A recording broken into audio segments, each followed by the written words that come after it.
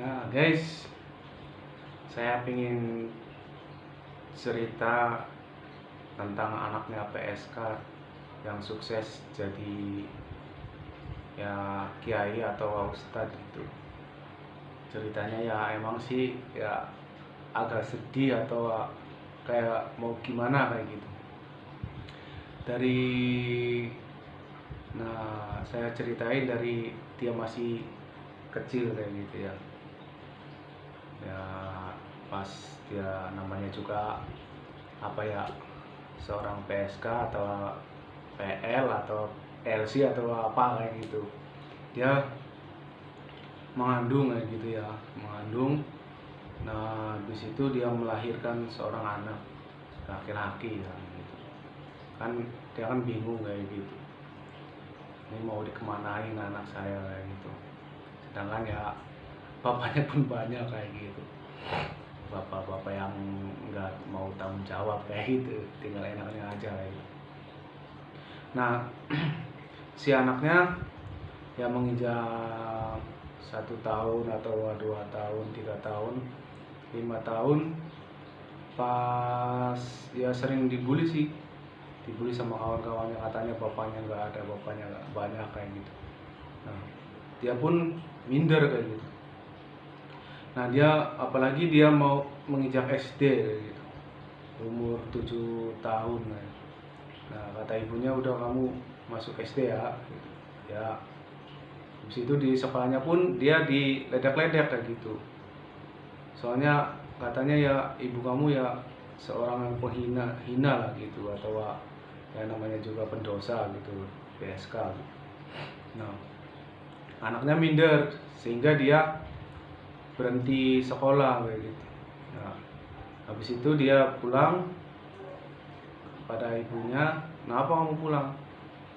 Ya, saya dibully terus, diledek-ledek terus, katanya toko saya banyak, katanya ibunya kerjanya ya hina atau ya pendosa kayak gitu.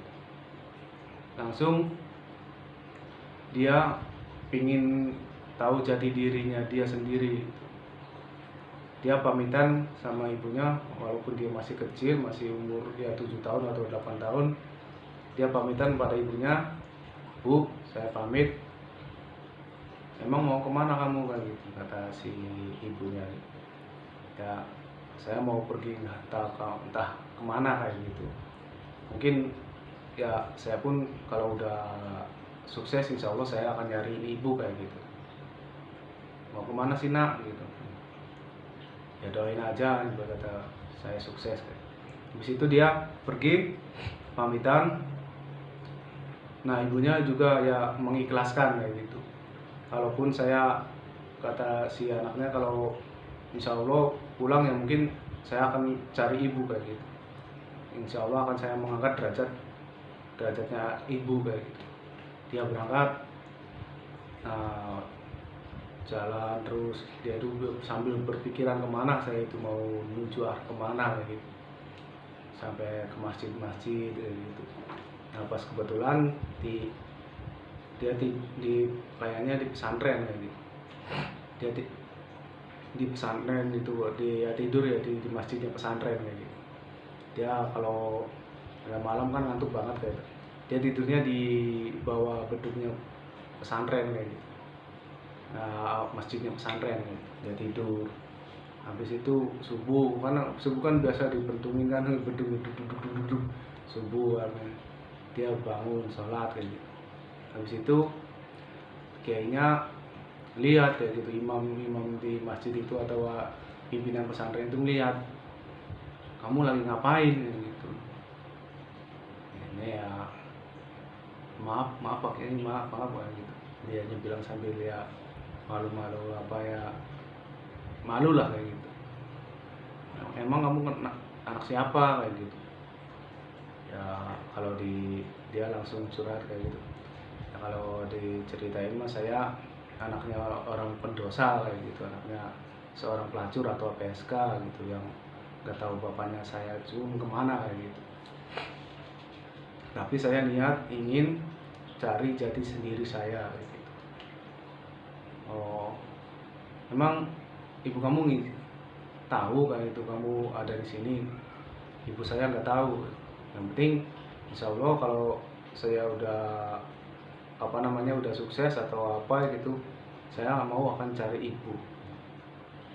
Oh ya udah, kamu tinggal di sini aja sama saya, kata Pak Kiainya. Insya Allah saya akan didik kamu, meskipun kamu berkata ya anaknya pendosa, insya Allah kamu akan jadi orang yang akan menasehati orang-orang yang seperti ibu kamu lagi, menyadarkan gitu, banyak orang yang seperti kayak ibu kamu lagi. Nah situ dia lambat tahun dibimbing sama kiai itu, dia besar dan belajar semangat gitu, meskipun kawan-kawannya pun pada ngeledekin atau ngebully dia itu anaknya seorang pelacur atau PSK, tapi dia nggak peduli. Yang penting saya intinya satu, saya ingin sukses atau ingin menaikkan derajat ibu saya kayak gitu. Nah pas kebetulan dia disuruh ya lomba-lomba pidato, pendakwah atau apa gitu, dia dipelajarin sama Pak Kiainya, ini kamu kalau ingin sukses atau ingin pinter atau apa, kamu belajar tiap hari belajar. Insya Allah kamu akan naik derajat kamu kayak gitu. Dari orang yang hina akan jadi orang yang jadi panutan kayak gitu. Nah ingat kata Pak Kiai itu, dia itu langsung belajar. Nah habis itu kalau kamu pingin dakwah atau pingin pidato gitu, pingin belajar pidato atau apa, kalau kamu malu jangan dulu bicara ke orang-orang yang banyak, kamu ajakin bicara yang ada di depan kamu itu, atau bebek atau apa, kamu biasa ngobrol sambil bawa buku sambil ngobrol kayak gitu ya, ngobrol sendiri atau apa, berkata audiensnya itu atau penontonnya itu bebek kayak gitu, ajak kamu ngobrol kayak gitu sambil kamu baca buku atau baca tuntunan pidato, ceramah atau pidato kayak gitu. Ngobrol aja supaya ibarat kata kamu udah terbiasa gitu ngobrol di depan umum kayak gitu, di depan orang-orang kayak gitu. Nah dia ngobrol, habis itu udah belajar. Nah kalaupun kamu udah berkata pakai itu, kalau kamu malu bicara di depan umum itu, lihat muka kening orang-orang itu, jangan lihat matanya. Kalau kamu ceramah tapi lihat matanya orang, kamu pasti akan malu. Tapi kamu lihatnya itu keningnya para audien atau penonton supaya apa? Nah habis itu materi kamu pelajarin dulu sebelum diceramain, dan sebelum disampaikan kamu pelajarin dulu apa itu inti dari pembicaraan kamu untuk untuk para santri atau para jamaah atau apa kayak gitu. Kamu harus pelajari dulu ya, berkata digodok dulu ya, berkata materi-materinya. Habis itu dia pelajarin.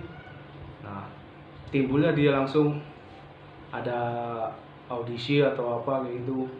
Nah Pak Kiai nyuruh kamu ceramah, silakan ceramah.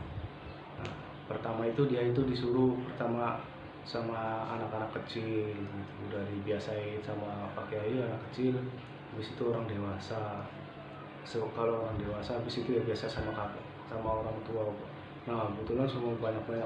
Nah nama dia udah udah terkenal lah, viral lah di semacam di sosmed atau apa, dia terkenal. Terus itu padahal dia dulu dari anak orang hina itu, anak pendosa, tapi dia otaknya pandai, dia ada kemauan, maka dari itu dia sukses jadi seorang penceramah atau pendakwah gitu. Dakwah ya, materi-materinya pun dia itu udah mudah diserap sama para jamaah atau para santri dan para orang lainnya gitu. Maka dari itu kita pun sebagai orang yang anak yang ya utuh dari ayah dan ibu gitu pelajarin terus, jangan minder atau apa gitu. Nah soalnya anaknya orang pelacur itu kok bisa sukses, bisa bisa mencari dakwah gitu. bisa menyampaikan materi yang udah kayak gimana lagi. Nah, selanjutnya mungkin saya akan lanjutkan di video selanjutnya. Nah, sekarang cukup sekian dulu dari saya ya.